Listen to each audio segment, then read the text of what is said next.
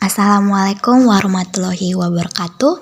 Perkenalkan, nama saya Andriani Maisha Putri dengan NIM B0422053 dari kelas Gizi D. Hari ini saya akan menjelaskan tentang ikatan kimia.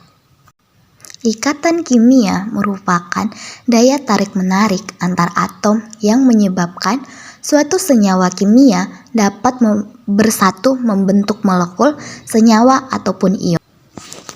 Proses terjadinya ikatan. Ikatan antara atom dapat terjadi karena adanya interaksi elektron antara atom yang satu dengan yang lain, sehingga terbentuk suatu molekul, senyawa, atau gugusan atom. Untuk mencapai kestabilan, atom-atom unsur saling mengadakan ikatan. Itu yang disebut ikatan kimia. Pembentukan ikatan kimia dapat terjadi berdasarkan serah terima atau pemasangan elektron tergantung pada jenis unsur yang berikatan. Keberadaan di zat alam akan membentuk konfigurasi elektron.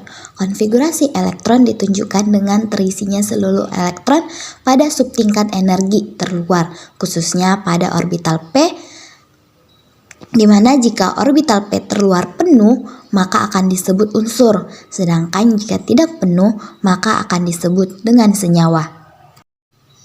Kecuali dengan helium, karena helium hanya memiliki nomor atom 2, maka helium hanya mengisi satu subtingkat energi dengan mengisi orbital 1s2. Konfigurasi elektron. Konfigurasi elektron ini membantu kita untuk mengetahui apakah senyawa atau unsur itu cenderung melepaskan elektron ataupun sebaliknya, apakah akan menerima elektron.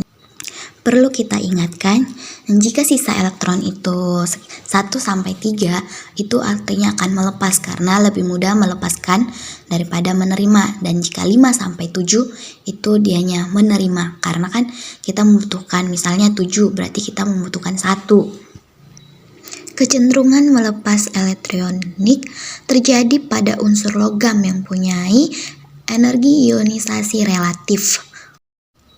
Contohnya adalah Na dengan nomor atomnya itu 11. Maka konfigurasi elektronnya itu ada 2, 8, 1. Sehingga Na ini melepaskan 1 elektron. Kecenderungan menerima elektron. Pencapaian kestabilan dengan menangkap elektron dilakukan oleh unsur non-logam karena mempunyai afinitas elektron atau elektronegatifan yang relatif besar bersifat elektronegatif.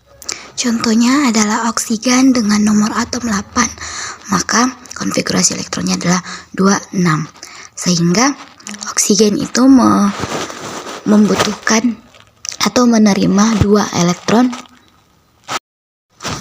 Ikatan kimia terdiri dari ikatan ion, ikatan kovalen, dan ikatan logam. Ikatan ion. Ikatan ion terbentuk melalui gaya tarik-menarik elektrostatis antara ion positif atau kation dan ion negatif atau anion. Kestabilan suatu atom tergantung pada konfigurasi elektronnya. Untuk mencapai kestabilan atom dapat 1. Melepas elektron keluar. Unsur jenis ini disebut dengan logam. 2. Menerima elektron untuk memenuhi kulit terluarnya. Jenis ini disebut dengan non-logam. Yang ketiga, memasang elektron terluar dengan atom logam. Contohnya adalah K dengan O. K dengan nomor atom 19, sehingga konfigurasi elektronnya itu ada 2, 8, 8, 1, sehingga K itu melepaskan 1 elektron. Sedangkan oksigen dengan nomor atom 8, dengan konfigurasi elektron 2, 6, sehingga oksigen itu membutuhkan 2 elektron. Nah, dikarenakan K hanya melepaskan 1 elektron, kita kalikan elektron dengan 2, sehingga 2K menjadi 2 elektron ditambah 2K. baru disubstitusikan dengan 2 elektron ditambah oksigen menjadi oksigen 2 negatif. Elektronnya sudah sama sehingga K ditambah O itu menjadi 2K ditambah O menjadi 2K positif ditambah oksigen 2 negatif menjadi K2O. Ikatan kovalen. Ikatan kovalen terjadi karena pemakaian bersama pasangan elektron yang berasal dari atom-atom yang berikatan. Ikatan ini terjadi antar unsur non-logam dengan non-logam yang sama-sama ingin menangkap elektron.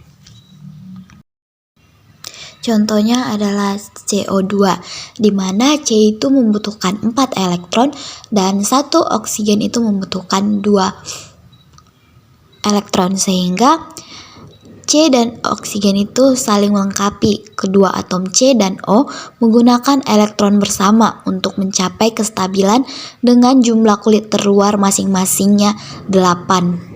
Ikatan kovalen polar terjadi ketika pasangan elektron ikatan tertarik lebih kuat ke salah satu atom. Hal ini karena adanya perbedaan keelektronegatifan antara atom tersebut. Makin besar selisihnya, maka akan makin besar pula kepolaran ikatannya. Ikatan kovalen nonpolar. Kalau ikatan kovalen nonpolar, pasangan elektron ikatannya akan sama kuat ke semua atom, di mana keelektronegatifan antar ikatannya sama. Contohnya adalah atom H yang berikatan dengan atom H juga. Keduanya memiliki keelektronegatifan yang sama. Ikatan logam. Ikatan logam berbeda dengan ikatan ion dan kovalen. Ikatan logam terbentuk akibat penggunaan bersama elektron valensi antar atom-atom logam. Contohnya ikatan terdapat pada logam besi, aluminium, magnesium, perak, dan juga logam-logam lainnya.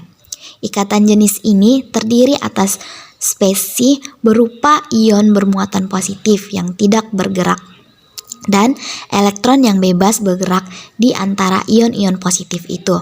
Dengan kata lain, elektron tersebut terdiri dari ionisasi. Perbedaan sifat senyawa ionik, logam, dan senyawa kovalen. Titik leleh senyawa ion itu sangat tinggi. Senyawa ion pada umumnya memiliki titik leleh yang paling tinggi, sekitar 800 derajat Celcius. Dan senyawa logam juga memiliki titik leleh tinggi. Logam memiliki titik leleh yang bervariasi, yaitu kisaran 230 sampai 1500 derajat Celcius. Tetapi senyawa kovalen memiliki titik didih yang rendah, yang dengan titik leleh rendah yaitu sekitar 200 derajat Celcius. Wujud senyawa ionik berupa padatan kristal. Karena bersifat kristal, maka senyawa ionik ini mudah rapuh. Untuk logam, umumnya berwujud padat, bersifat lunak, dan juga mudah ditempah. Senyawa kovalen pada suhu ruang dapat berwujud padat, cair, dan gas. Karena kovalen terdapat gaya intromolekul. Dalam fase cair, senyawa ionik dapat mengantarkan listrik. Senyawa ionik dapat mengantarkan listrik walaupun senyawa ionik mengandung atom atau gugus. Logam dapat mengantarkan listrik tetapi tidak dengan kovalen. Kovalen tidak dapat mengantarkan listrik walaupun beberapa senyawa kovalen dapat mengantar arus listrik. Tetapi kebanyakan kovalen tidak dapat mengantar arus listrik. Jadi sampai sekian yang dapat saya sampaikan. Jika ada kesalahan kata mohon dimaafkan. Terima kasih.